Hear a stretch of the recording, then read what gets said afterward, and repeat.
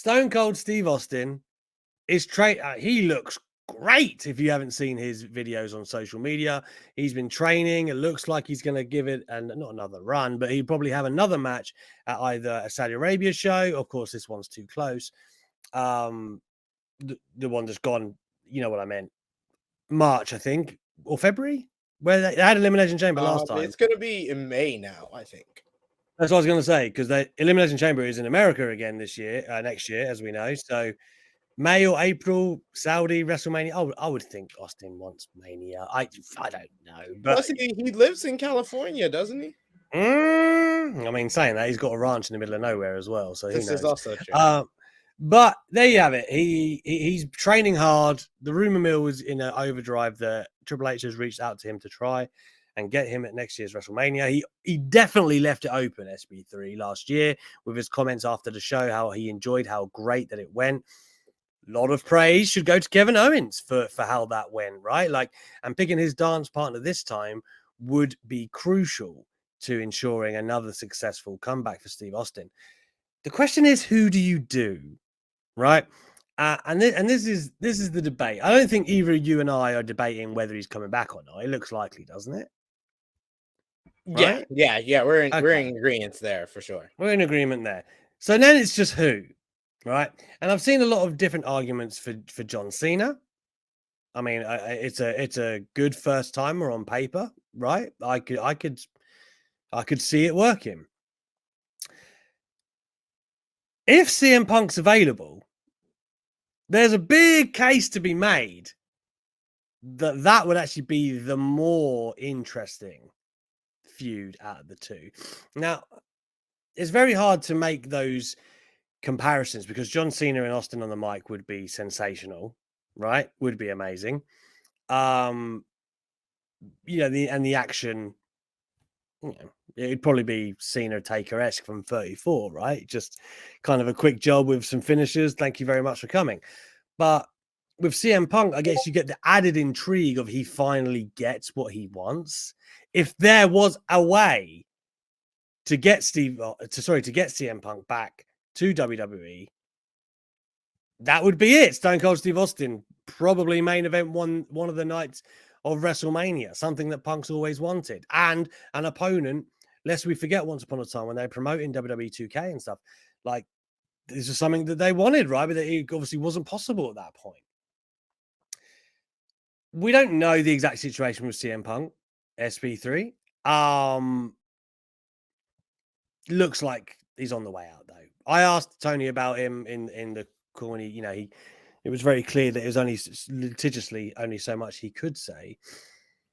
So I guess that kind of, begs some questions from our part. What is possible for Steve Austin? What do you think is the best route? And when I say that, I mean you guys in the live chat, SP3 as well. What is the best thing for Stone Cold Steve Austin? And do you think that would be enough to lure Punk back, even for a one-time deal?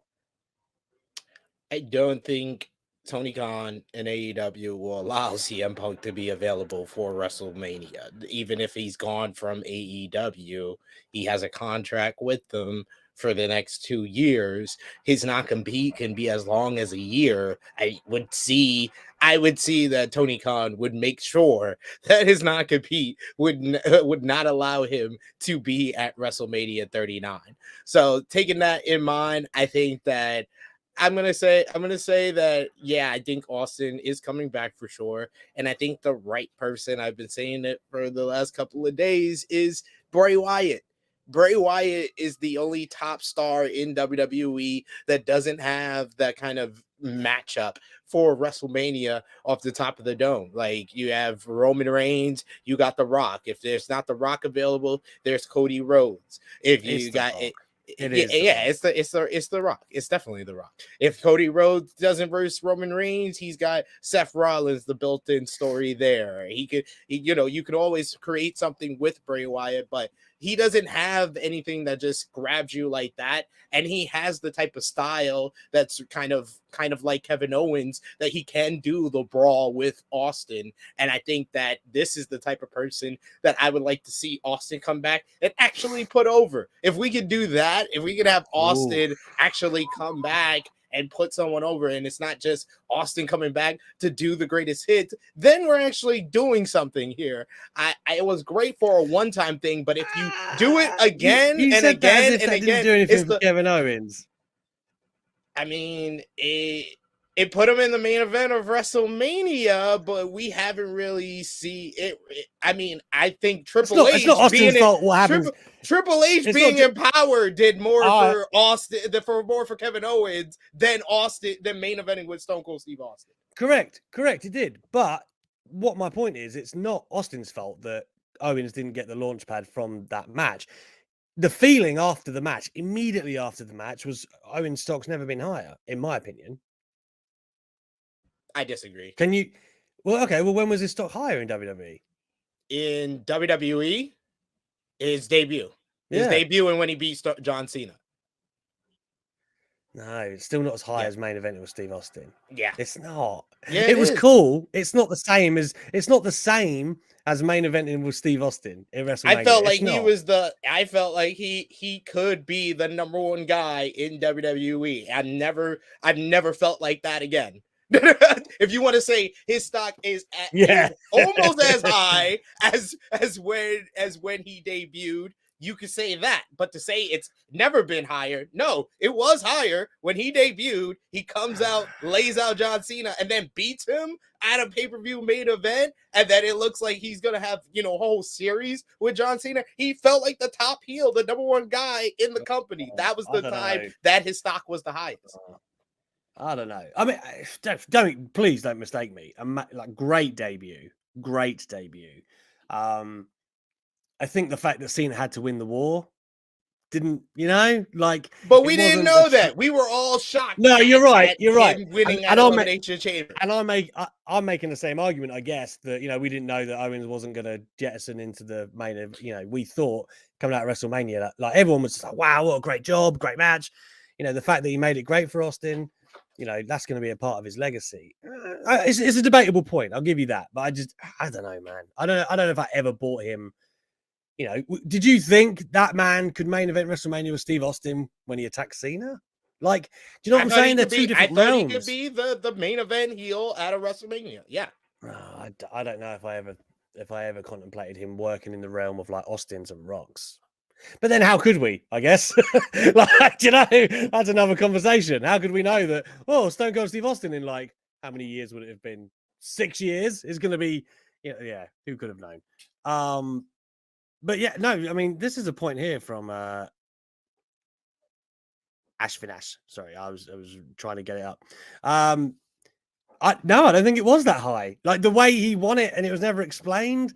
And then he was just a chicken shit champion. Yeah, I don't think it's there was always people higher than him. Like during his own run, Chris Jericho got more out of his run than he did, and that was supposed to be the sidekick to his whole act, and he still had to overcome Roman Reigns, who was a bigger star than him. That was when AJ Styles had his intro year, his debut year in WWE. He was higher on the stock than him. You had Ambrose and Rollins there. There were so many guys for him to compete with. When he won at Elimination Chamber 2015, he did the impossible to a lot of people. No one thought an NXT call-up could come up and in their first match beat John Cena. That's what I'm saying. I don't think his stock was any higher than that. After the whole feeling of WrestleMania 38, I was like, yeah, great job. That was like great thing. He got the main event with Stone Cold Steve Austin. We didn't even know if we were going to get a match. That's all great. But I didn't think that, he's going for big things in a few. No, I didn't. I did not think that at all.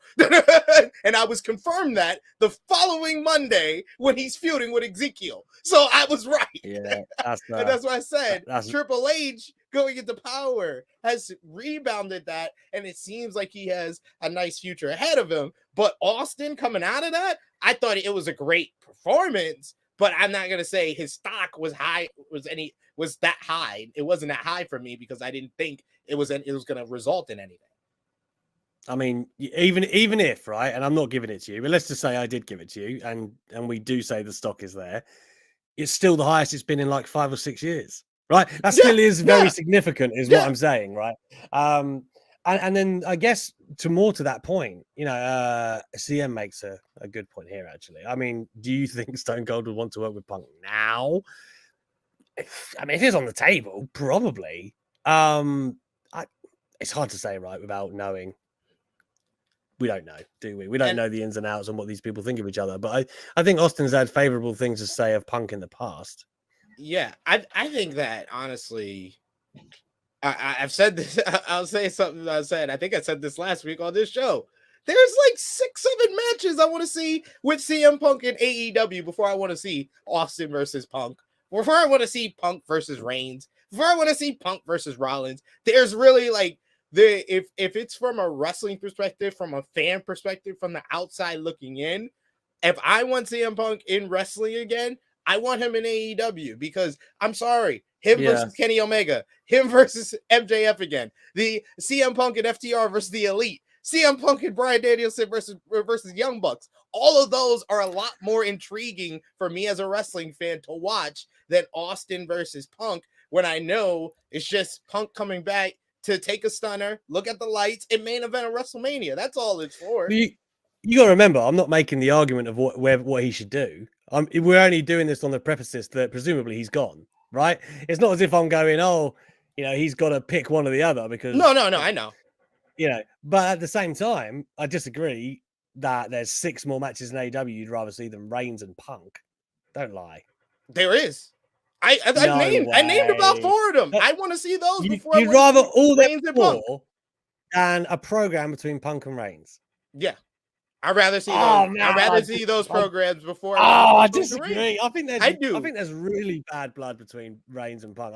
I don't know that for a fact, but just the way they talk about each other, where there's no legit reason to be like that. Like Reigns in particular seems to have something up his arse about Punk. Oh man, I'd like to see that. But each to their own. I wish it could have worked out for Punk in AEW. I really do, because for all of the toxic association that he's getting now and all of this stuff. And the reports obviously don't look at him favorably, but it was a tremendous maiden year. It was a great comeback. It really was. Like, people shouldn't try and diminish that because of how it ended. But alas, it looks the whole, we full circle here. It looks like that AEW are working on some kind of buyout for his contract. It's obviously a complex thing. And as SP3 mentions, probably means he'll be tied up even if he is bought out, and there's a non-compete, and it's a bit of a moot point anyway. But I do think, when more to your point, just to finish on Austin here, when Kevin Owens was announced and that was the rumor. How do I say this respectfully? I love Kevin Owens, right? But it's a bit like, do you remember when Trish Stratus was first going to come back? And she was going to face Alexa Bliss. Everyone on Twitter was like, there are so many different matches I'd rather see than Alexa Bliss and Trish Stratus, right? And I kind of had a similar feeling. I was like, because the only thing is, right, and a bit like when Hogan came in 2002 and you never got round to Hogan and Austin. If Austin's coming back, you're thinking, there's some that you want to get in before you might not get the chance again, right? For whatever it might end up being. But obviously, I was amazingly not surprised, very elated, delighted with how it went with Kevin Owens. And more to your point earlier of Bray Wyatt, which I think is a very good point. Those are actually the kind of talents you want to be working with Austin, right? People that will get the rub off.